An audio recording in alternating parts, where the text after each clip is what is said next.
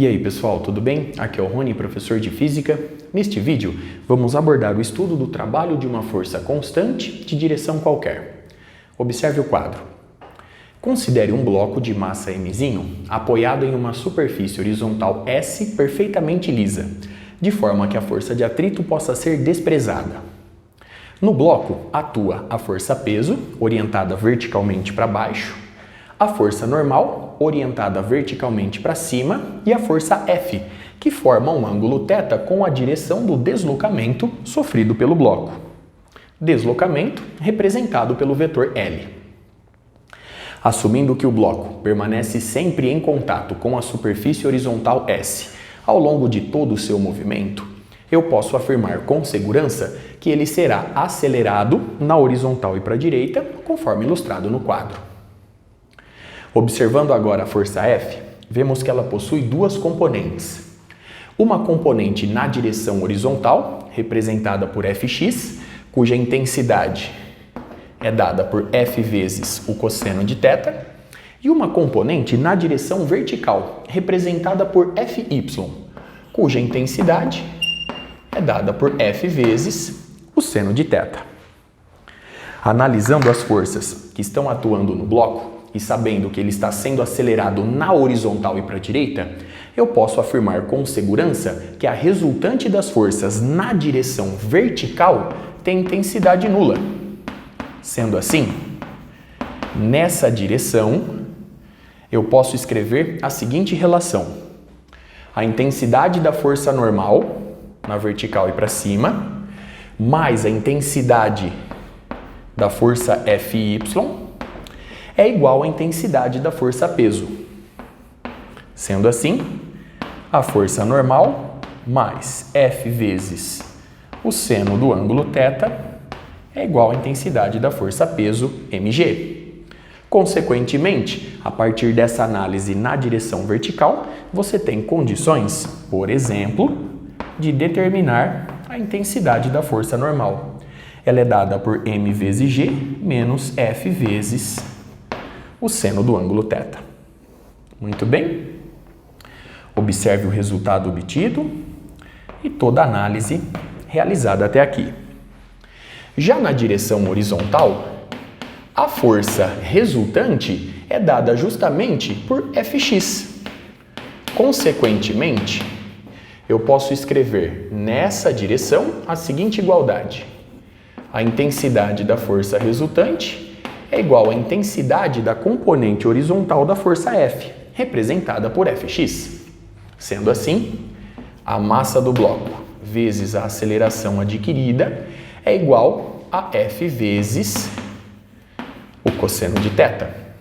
Consequentemente, a aceleração adquirida pelo bloco é dada por F vezes o cosseno de θ sobre a massa mzinho.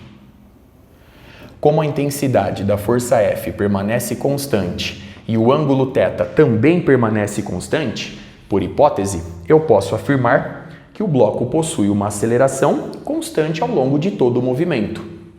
Sendo assim, eu posso relacionar a velocidade inicial do bloco e a sua velocidade final, após ele ter sofrido um deslocamento dado por Lzinho, utilizando uma das equações do movimento retilíneo uniformemente variado. Sendo assim, eu posso escrever a seguinte igualdade: a velocidade final do bloco ao quadrado é igual à velocidade inicial do bloco ao quadrado mais o dobro da aceleração adquirida vezes o deslocamento, que eu vou representar simplesmente por Lzinho.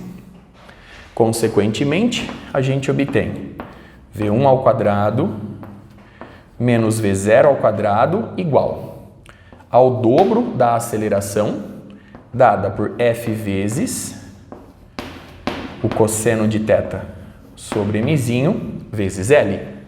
Sendo assim, eu posso escrever a seguinte igualdade: eu vou passar a massa multiplicando e o número 2 dividindo.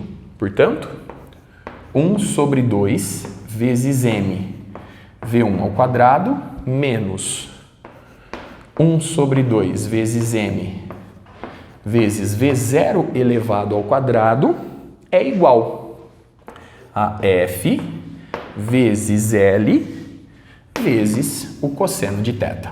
Muito bem. Conforme vimos em vídeos anteriores, o trabalho da força resultante promove uma variação no valor da energia cinética do corpo. Comparando essas duas igualdades e lembrando que essa diferença representa justamente a variação no valor da energia cinética do bloco de massa Mzinho, eu posso escrever que o trabalho da força F é igual a F vezes L vezes o cosseno do ângulo θ. Recorrendo agora ao produto escalar, eu posso escrever, enfim, que o trabalho da força F é dado pelo produto escalar do vetor força pelo vetor deslocamento sofrido pelo bloco. Observe a expressão obtida e todo o cálculo realizado até aqui. Com base nessa expressão, nós podemos ainda concluir que o trabalho da força-peso e o trabalho da força normal são iguais a zero, pois essas forças formam um ângulo de 90 graus com o deslocamento sofrido pelo corpo. Sendo assim, nós podemos concluir que forças perpendiculares ao deslocamento não realizam trabalho. Vamos ilustrar este fato no quadro. A partir dessa expressão, eu posso escrever que o trabalho da força normal é dado por N vezes L vezes o cosseno de θ, que neste caso é 90 graus. Como o cosseno de 90 graus é igual a zero, a força normal não realiza trabalho. O mesmo acontecendo com a força-peso nesta situação, conforme eu ilustro no quadro. Observe mais uma vez o resultado obtido, todos os cálculos realizados. Para finalizar o vídeo, eu vou resolver um exercício relacionado a esse conceito.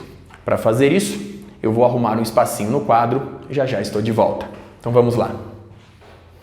Dando sequência, vamos admitir agora que a superfície horizontal S é áspera. Sendo assim, passa a atuar no bloco a força de atrito cinético orientada em oposição ao deslocamento sofrido pelo bloco. Deslocamento representado pelo vetor Lzinho. A força F, a partir de agora, passa a ter a intensidade mínima necessária a fim de que o bloco se desloque sobre a superfície horizontal S com velocidade constante. Sendo assim, se a velocidade do bloco permanece constante, eu posso afirmar que a sua aceleração vale zero e, como consequência, a intensidade da força resultante no bloco é nula. Vamos agora ao enunciado. Para um deslocamento Lzinho do bloco, exprima o trabalho realizado pela força F em função do peso P, do ângulo θ, do deslocamento Lzinho e do coeficiente de atrito cinético μc. O que acontece com esse trabalho? Para resolver o exercício, eu vou me apoiar no fato de que a velocidade do bloco permanece constante, ou seja, eu vou me apoiar no fato de que a força resultante no bloco tem intensidade nula.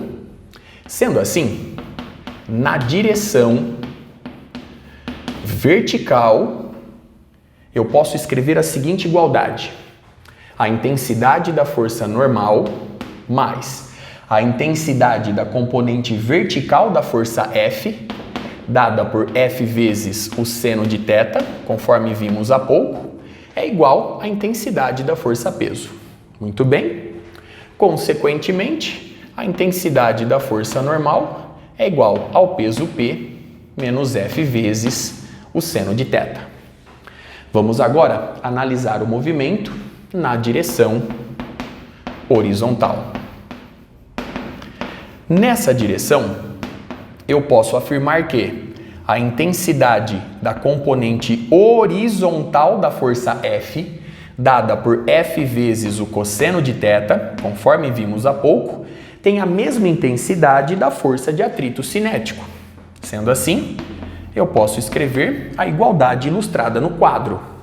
Lembre-se, eu reforço, a intensidade da força resultante no bloco vale zero, justificando essas duas igualdades. Muito bem. Logo, F vezes o cosseno de θ é igual a μ cinético vezes a intensidade da força normal, que aqui se encontra. Logo, F vezes o cosseno de θ é igual a μ cinético, que multiplica o peso menos F seno de θ.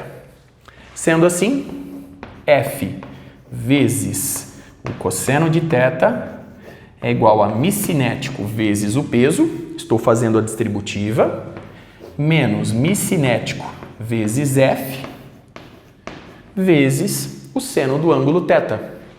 Logo, F vezes o cosseno de θ mais μ cinético vezes o seno de θ é igual a μ cinético vezes o peso P.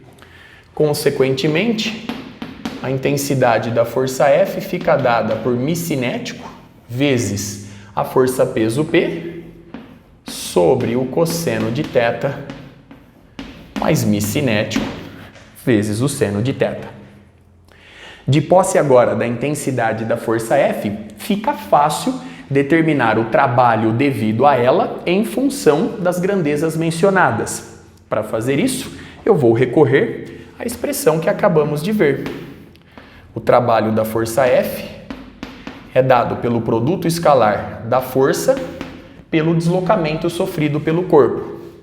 Sendo assim, nós vamos obter F vezes L vezes o cosseno do ângulo θ.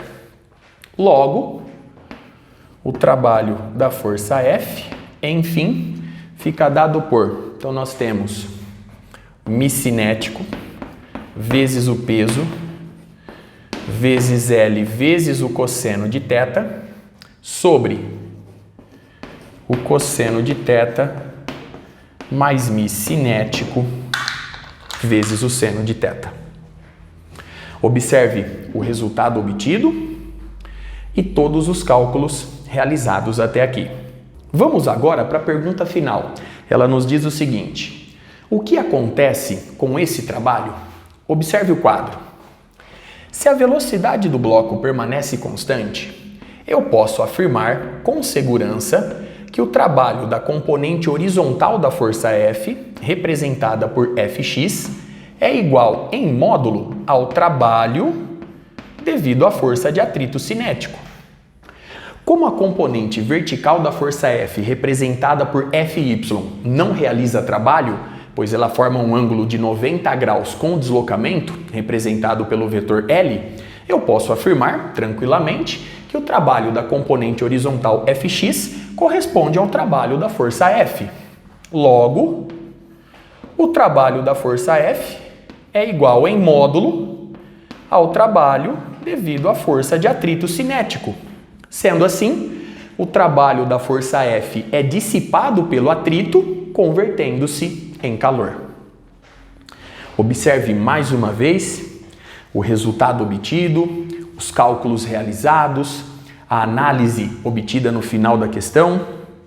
Com isso, eu encerro este vídeo. Até a próxima.